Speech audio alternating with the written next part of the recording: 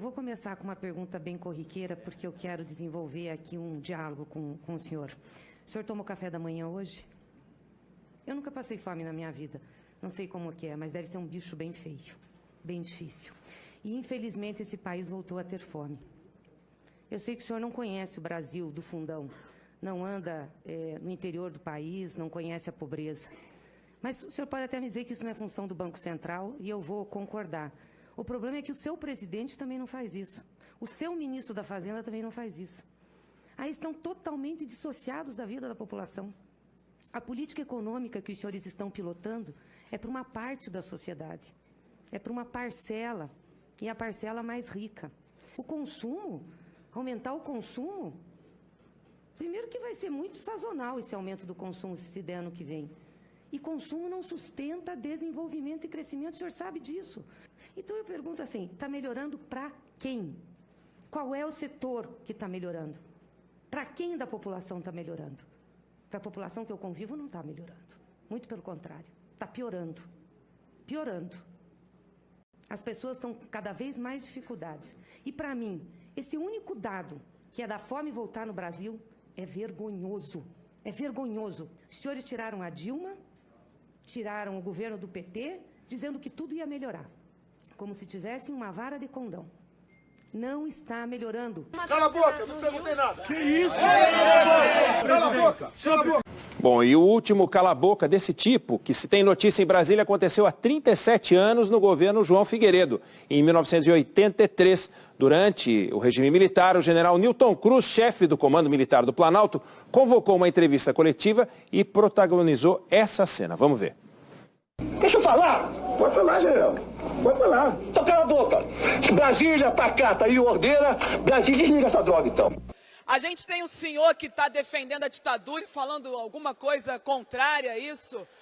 Eu peço que a presidência da casa, no caso de maiores manifestações que venham atrapalhar a minha fala, assim proceda como a gente faz quando a tribuna interrompe qualquer vereador. Não serei interrompida, não aturo o interrompimento dos vereadores desta casa, não aturarei de um cidadão que vem aqui e não sabe ouvir a posição de uma mulher eleita, presidente da Comissão da Mulher dessa casa.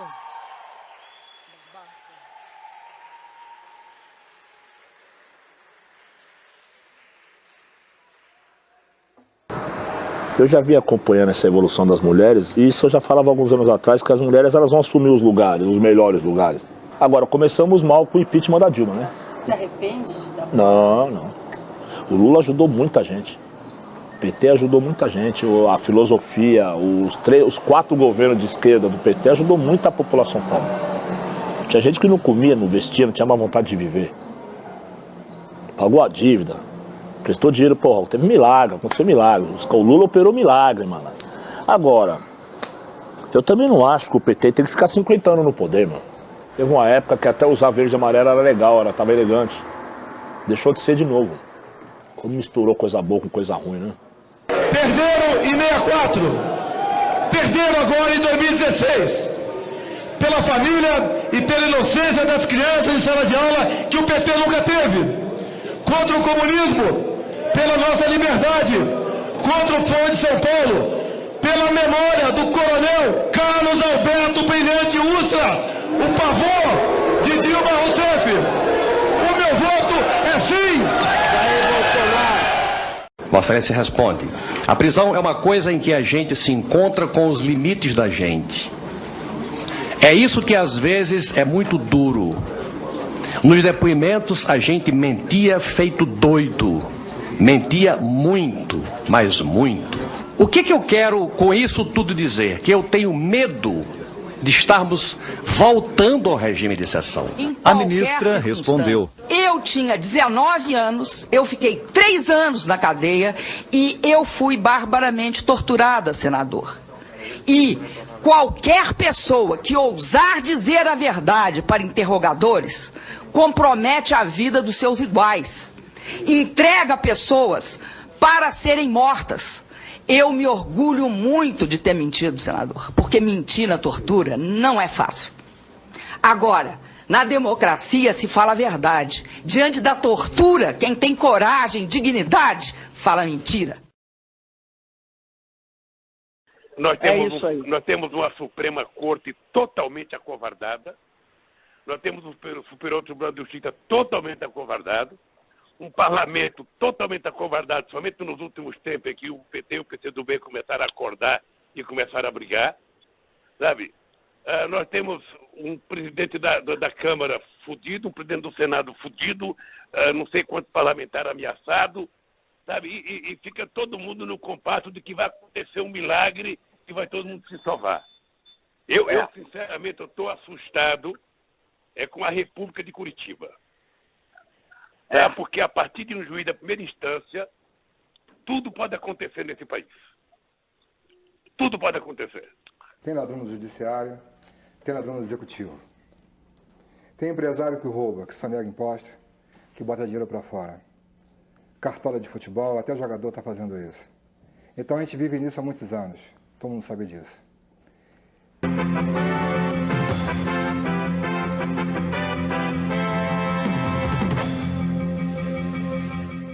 O candidato do PSL, Jair Bolsonaro, foi vítima agora há pouco de um atentado enquanto fazia campanha em Juiz de Fora, Minas Gerais. Segundo a Polícia Militar, ele foi esfaqueado e o autor foi preso. Segundo o filho do candidato, Flávio Bolsonaro, o ferimento foi superficial. O outro filho, Eduardo, disse que o pai está fora de risco de morte.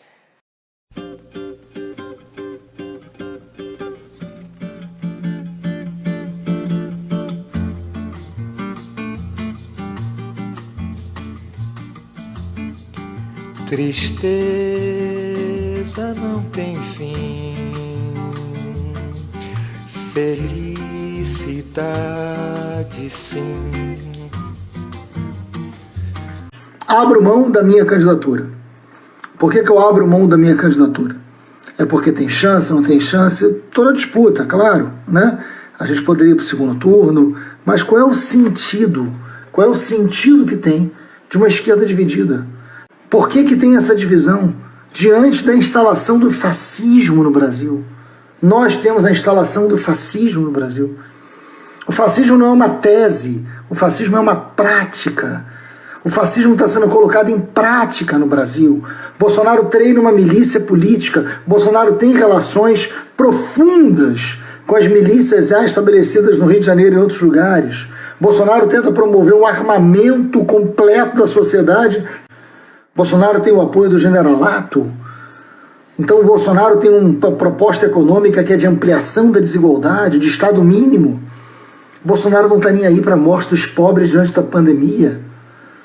Diante disso, uma ameaça concreta de Estado de si, tem um ditador que ganhou a eleição no Brasil. O resumo que a gente pode fazer é: um ditador ganhou a eleição no Brasil.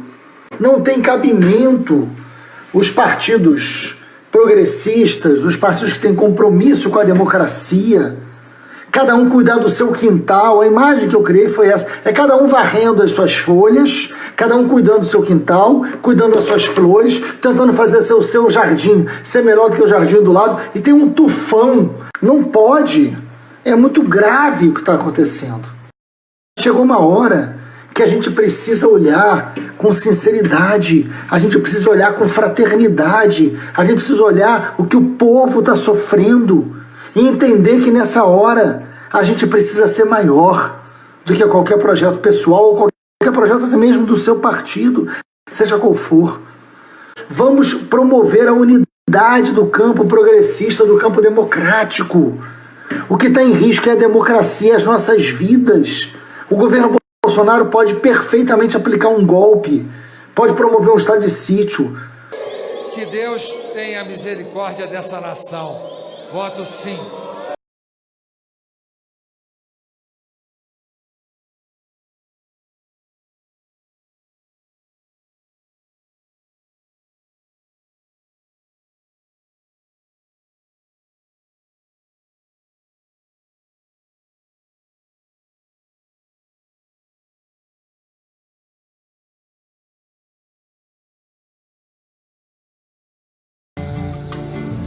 Felicidade é como a gota de orvalho numa pétala de flor.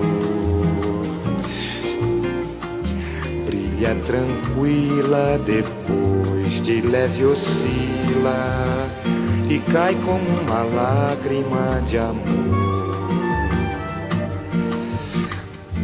A felicidade do pobre parece a grande ilusão do carnaval. A gente trabalha o ano inteiro por um momento de sonho pra fazer a fantasia de rei ou de pirata ou jardineira. E tudo se acabar na quarta-feira.